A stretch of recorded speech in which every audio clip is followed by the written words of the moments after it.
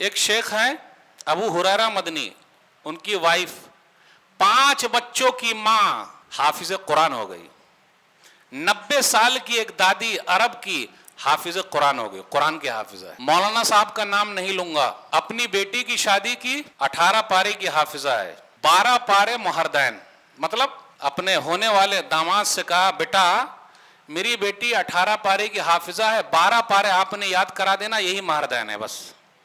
بولے اوکے، سن لیجیے برکت، شادی ہو گئی، 12 پارے انہوں نے یاد کرا دیے، گھر میں جو برکت برسی ہے وہ حافظ صاحب، ان کی اہلیہ بھی حافظ صاحب، بیچارے کی اہلیہ دنیا سے چلی گئی، بڑا نام ہے وہ، نام نہیں لوں گا میں۔ تو حافظ صاحب سے کسی نے پوچھا مفتی صاحب دوسری شادی کر لیجئے، بولے سنیے میری بیوی میں یہ 3 چیز تھی، 4 چیز ہے لیکن میں 3 ہی بیان کروں گا۔ نمبر 1 مہردین 12 پارے، نمبر 2 حافظ صاحب نے کہا میری بیوی تو وہ تھی 10 بچے ہیں، 10 بچوں کو پالا، ماں بہنوں سے کہتا ہوں 10 بچوں کو پالا، گھر کے پورے کام کیے، اور پلس اس عورت نے میرے 10 بچوں کو گھر کے اندر ہی حافظ قرآن بنا دیا۔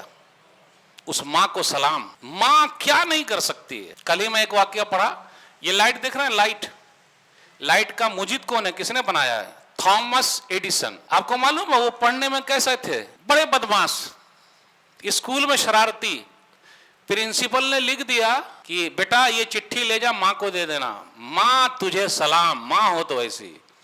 لکھ کے کیا دیا؟ آپ کا بیٹا پڑھنے میں بہت گھامڑ ہے، بیکار ہے، دماغ کا صحیح نہیں ہے، اسکول سے نکال لیجئے۔ ماں نے جب یہ چٹھی پڑھی لیکن بیٹے کو نہیں بتایا، ارے ایسا ہے تو بٹ پگلا کہیں کا، سب کو بدنام کر۔ ماں نے چٹھی پڑھی، ماں نے رونا شروع کیا، اور ماں نے کہا بیٹا چٹھی میں یہ لکھا ہے آپ کا بیٹا بڑا جینیس ہے، بہت اچھا ہے، اسکول میں ہمارے پاس ٹیچر ہی نہیں ہے کہ آپ کے بچے کو پڑھا سکے، پلیز آپ اپنے بچے کو خود ہی پڑھا لیجئے۔ اس عظیم ماں کو سلام۔ غور سے سنیے گا کیا ہوا، کچھ دنوں کے بعد ماں دنیا سے چلی گئی۔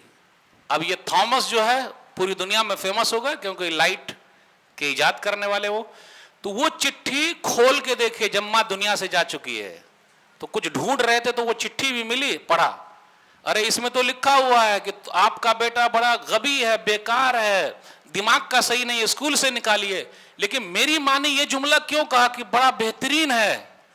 تو کہا تھامس ایڈیسن غبی آدمی ہے، بیکار ہے، لیکن اس عظیم ماں نے اس صدی کا سب سے بڑا انسان بنا دیا، ماں تجھے سلام۔ تو ماں کس طریقے سے حوصلہ دیتی، تو یہ 10 بچے 10 کے 10 حافظ بنا دیا۔